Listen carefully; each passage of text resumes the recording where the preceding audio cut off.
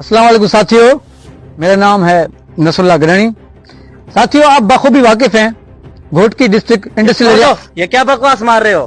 तुम्हें कितनी मर्तबा रोका है कि भोतारों के खिलाफ मत जाया करो, बच जाया करो। तुम क्यों अबे चल, वडेरू के बाटे अपने बाप को भेज। चल आइंदा मोबाइल को हाथ में लगाना। तुझे देखता हूँ मैं, रुक। बाबा मुझे साइकिल लेकर दो प्लीज।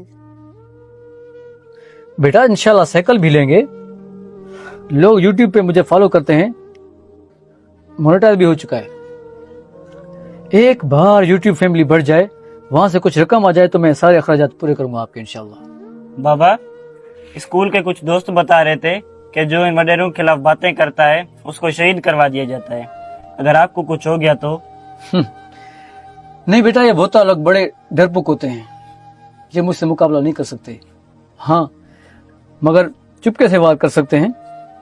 अगर मुझे कुछ हो भी